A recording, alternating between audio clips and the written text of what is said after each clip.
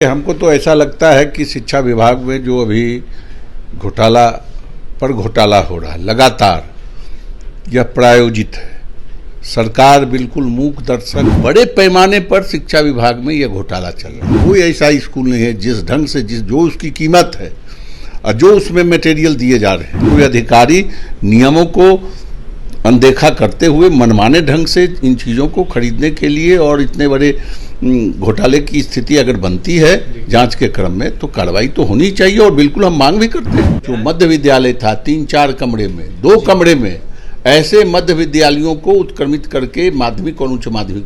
NBC 24 देख रहे हैं आप, मैं हूं आपके साथ अभिषेक। देखिए, बिहार के शिक्षा विभाग से इन दिनों काफी सारी खबरें निकल के आ रही है। ऐसे में कभी बेंच डेस्क घोटाला हो या फिर कभी समरसेबल घोटाला हो, लगातार कहीं ना कहीं घोटाले के आरोप शिक्षा विभाग के अधिकारियों के ऊपर लगते नजर आ रहे हैं। ऐसे में तस्वीरें भी अनेकों सामने निकल के आ रही है, जहां पर छात्र छात्राओं को दिक्कतों का सामना करना पड़ा है, और ऐसे में जमीन पर बैठकर स्कूलों के कैंपस में बैठकर परीक्षा देनी पड़ रही है। हमारे साथ बात करने के लिए कम्युनिस्ट MLC संजय कुमार सिंह जुड़ेंगे, बात करेंगे। तो वहीं अनेक मुद्दों पर चर्चा करेंगे। संजय जी, पहला सवाल आपसे रहेगा, जिस तरीके से घोटाले के आरोप लग रहे हैं, बेंच डेस्क घोटाला हो या फिर समरसेबल घोटाला हो, तमाम मामले जो है इन दिनों सामने निकल के आ रहे हैं। घोटाले को लेकर शिक्षा विभाग पर घोटाले के आरोप लग रहे हैं, अधिकारियों पर घोटाले के आरोप लगा रहे हैं। ऐसे में 800 करोड़ से ऊपर नीतीश सरकार के द्वारा स्वीकृति दी गई थी। ऐसे में 3rd क्लास का आरोप लग रहा है कि बेंच लगाया गया एजेंसियों के द्वारा। देखिए, हमको तो ऐसा लगता है कि शिक्षा विभाग में जो अभी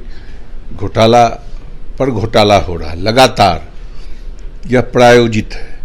सरकार बिल्कुल मूक दर्शक, अंधे की तरह आंख बंद किए हुए है।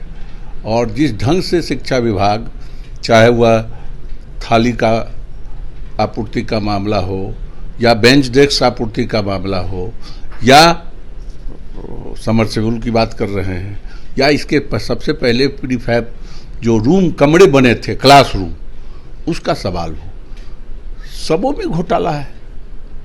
बड़े पैमाने पर शिक्षा विभाग में यह घोटाला चल रहा है। लगातार हम लोग आवाज़ उठा रहे हैं, लेकिन कोई देखने वाला नहीं है।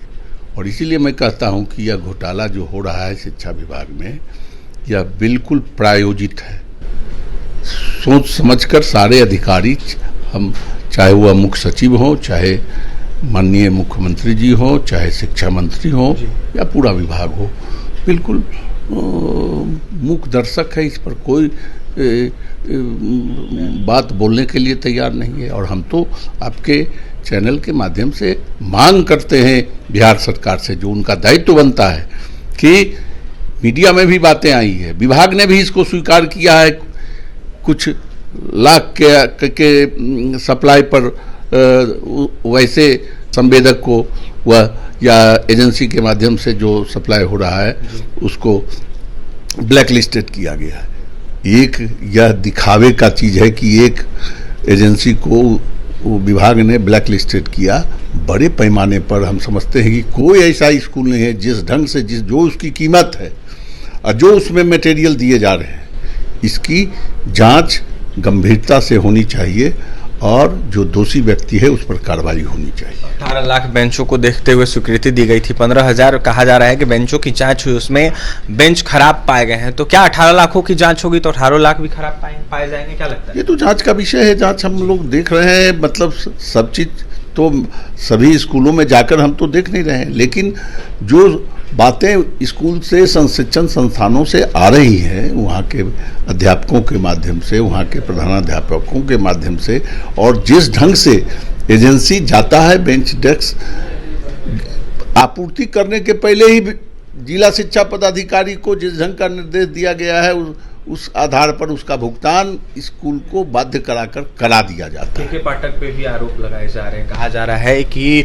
इतने सख्त IAS हैं, काफी ज्यादा शिक्षा विभाग पर नजरें बनाए रखते हैं, फरमान निकालते, तो ऐसे में गलत एजेंसियों को कैसे उन्होंने बिल्कुल सबसे बड़ा सवाल तो उन्हीं के ऊपर उठेगा कि चूंकि वो अपर मुख्य सचिव हैं शिक्षा विभाग के, उनके द्वारा ही इतने बड़े पैमाने पर जो सप्लाई कोई चीज़ का होता है जब, तो सरकार का नियम है कि संविदा के आधार पर संवेदक को निश्चित किया जाता है, चुना जाता है। यहाँ तो कोई संविदा नहीं है। अपर मुख्य सचिव का मतलब आदेश है और उन्होंने जो 150 एजेंसियों को चिन्हित करके और इन चीज़ों की आपूर्ति के लिए वो निर्धारित किए हैं, तो बड़ा सवाल तो उन्हीं के ऊपर उठ रहा है कि इतने बड़े घोटाले हो रहे हैं, इस ढंग से खराब चीज़ सरकार, जनता का पैसा खर्च भी हो रहा है और सही चीज़ भी नहीं मिल पा रहा है। इसके लिए दोषी अगर कोई पहला दोषी अगर चिन्हित होगा तो के पाठक जी हो। कार्रवाई की मांग करेंगे? बिल्कुल कार्रवाई की मांग करेंगे। ये तो सर जनता की राशि है, अगर कोई लूट, कोई अधिकारी नियमों को अनदेखा करते हुए मनमाने ढंग से इन चीज़ों को खरीदने के लिए और इतने बड़े घोटाले की स्थिति अगर बनती है जांच के क्रम में, तो कार्रवाई तो होनी चाहिए और बिल्कुल हम मांग भी करते हैं। बिहार के अनेक जगहों के स्कूलों से तस्वीरें सामने निकल के आ रही है, आपने भी देखी होगी, कई सारे शिक्षकों से भी आप जुड़े हुए हैं और वर्तमान में देखा जाए तो शिक्षक निर्वाचन क्षेत्र के आप जनप्रतिनिधि हैं।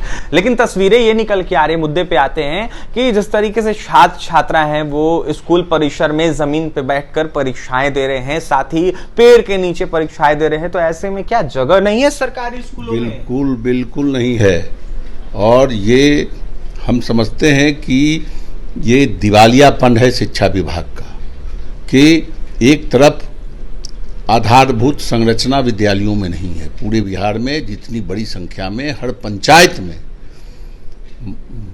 माध्यमिक विद्यालय खोले गए, उसको उच्च माध्यमिक विद्यालय में उत्क्रमित किया गया, वह माध्यमिक विद्यालय कैसे खुला? जो मध्य विद्यालय था 3-4 कमरे में, 2 कमरे में, ऐसे मध्य विद्यालयों को उत्क्रमित करके माध्यमिक और उच्च माध्यमिक बनाया गया। और आधारभूत संरचना अगर विभाग के द्वारा यह कहा गया, स्वीकार किया गया था कि वहाँ आधारभूत संरचना नहीं है, हम बहुत जल्द वहाँ आधारभूत संरचना खड़ा करेंगे। लेकिन हम समझते हैं कि पूरे बिहार में जितने उत्क्रमित माध्यमिक उच्च माध्यमिक विद्यालय बने हैं, 25% स्कूल के आधारभूत संरचना आज के दिन नहीं खड़े हो सके हैं, शिक्षा विभाग के द्वारा नहीं खड़े किए जा सके हैं। तो ये तो केवल कागज में आंकड़ा जुटाने की बात है। और अभी अभी जो लड़के 10th पास किए हैं, 11th में एडमिशन के क्रम में शिक्षा विभाग अपर मुख्य सचिव का एक फरमान गया है बिहार विद्यालय परीक्षा समिति में कि जो 11th में OFSS के माध्यम से नामांकन की प्रक्रिया चल रही थी, पूर्व से बिहार विद्यालय परीक्षा समिति ने OFSS के माध्यम से आवेदन भी ले लिया, 2-2 विज्ञप्ति के माध्यम से। और उसके बाद अपर मुख्य सचिव का एक पत्र गया कि नहीं, जो छात्र जिस माध्यमिक विद्यालय में उत्तीर्ण हुए हैं उसी उच्च माध्यमिक विद्यालय में वो नामांकित होंगे। मतलब कि जिसके पास आधारभूत संरचना 237 जो अभी नव संबंधन जांच के बाद मिला है जिन इंटर कॉलेजों को, वहाँ पर नामांकन नहीं होंगे। लेकिन जहाँ बैठने की जगह, शिक्षक को बैठने की जगह ही नहीं, छात्र की बात कीजिए, तो ऐसे विद्यालय में ही ये छात्र पढ़ेंगे। यह तो मेरे मौलिक अधिकार का भी हनन है कि आप हमको बाध्य नहीं कर सकते हैं कि आपको इसी संस्थान में पढ़ना है। किस तरीके से सुधार की जरूरत है अभी शिक्षा विभाग को देखते हुए संजय सिंह? शिक्षा इस अपर मुख्य सचिव के रहते आंकड़ों में, बयानों में, वीडियो के माध्यम से शिक्षा की सुधार की बात तो देखी जा सकती है, सुनी जा सकती है, लेकिन धरातल पर इस अपर मुख्य सचिव के रहते शिक्षा में सुधार नहीं।